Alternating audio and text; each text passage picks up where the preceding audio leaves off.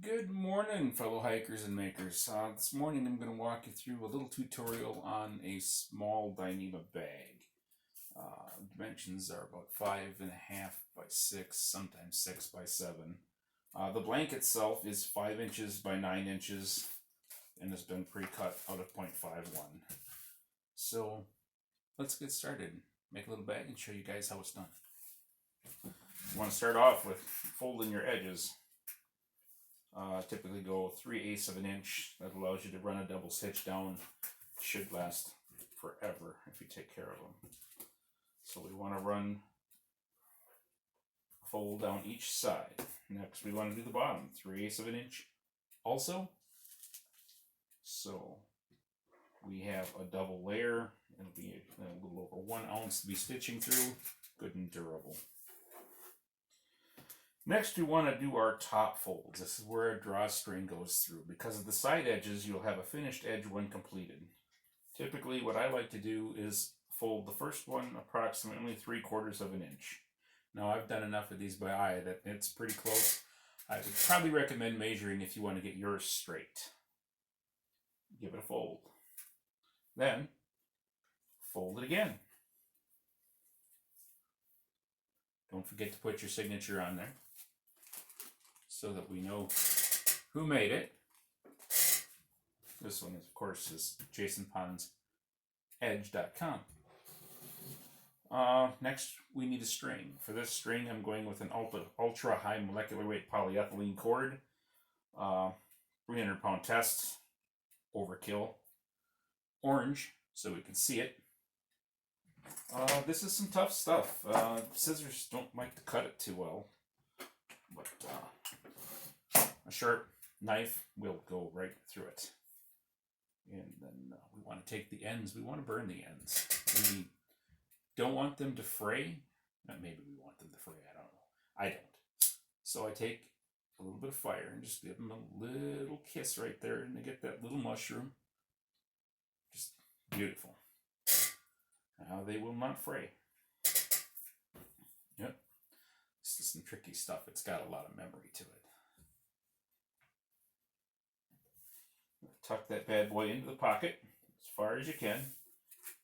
Take your thumb and run along the cord, and it kind of seats it in the edge there so the sewing machine foot can follow right along. Little binder clips, worth their weight in gold for this. To bag the size, I typically use 2 of them and finish running it down. Now for stitching, don't do anything too fancy. You just use a straight stitch. Just about any sewing machine will do the job. This here's a Project Runway 1100, and I've had this for years, and it has sewed literally hundreds and hundreds of bags. So we want to set our stitch length. I typically like 2.5 to 3 inch, or 3 stitches per inch, I believe that is. And then we want to set our stitch width, and for this I'm going to go on the 1.0 setting. Pull our extra cord out back, just kind of get us a little start here, and sew our forward, sew our backward, sew our forward, and remove our first clip. And just slowly stitch along the top of the cord pocket.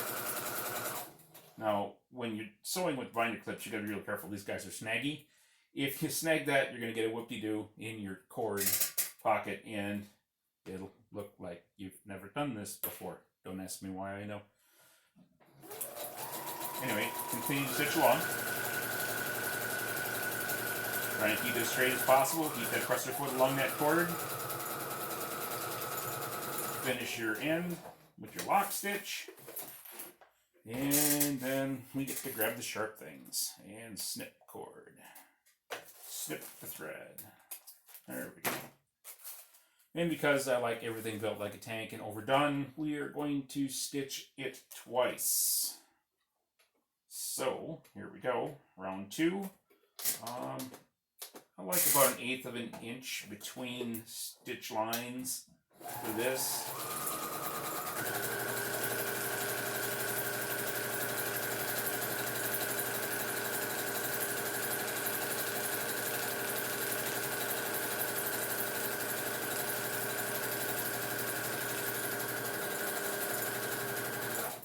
there we go. We are well on our way to dropping our base weight in our packs with this beautiful little 5.51 stuff sack.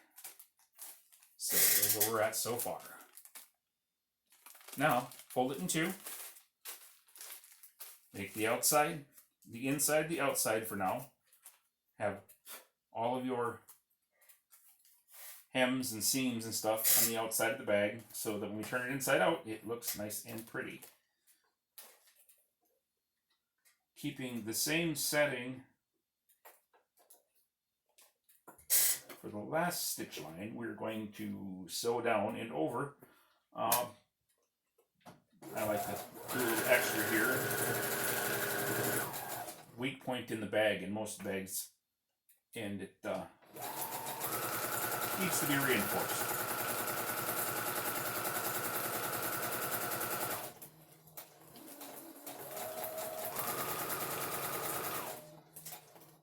Make sure everything's together before we make our final bit here. And I like a lock stitch. And then I like to turn and lock stitch again because I like to overbuild everything, which results in quality for you. Hopefully some happiness too. Okay, we've got the first run. You can call it good there. Of course, I can't call it good there. I have to double stitch it. It's mandatory. I have to do it. So we will put it down here. We will run one more stitch line, move it over just a smidge, get it roughly in the center between the edge and your last stitch line, lock it off excessively, and just run your stitch.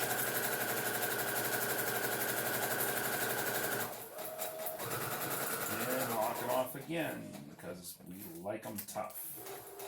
And turn the corner, lock it off. Sew the line, lock it off, and voila, there we go.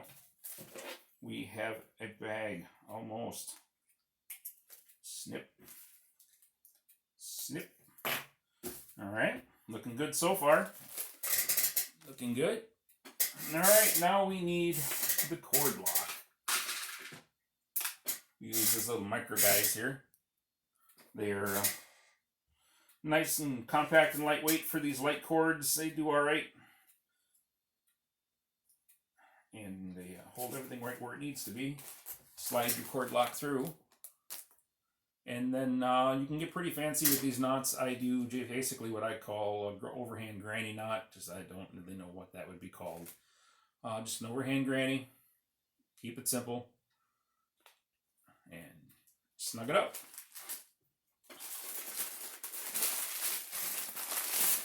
And you gotta turn it inside out. And there you have it. A stuff sack. Comes in at around 1/10 of an ounce. And the dimensions on this one came out to be 5 by 7. Not bad for a few minutes worth of work. So I hope that helps you out. I hope you get something off that.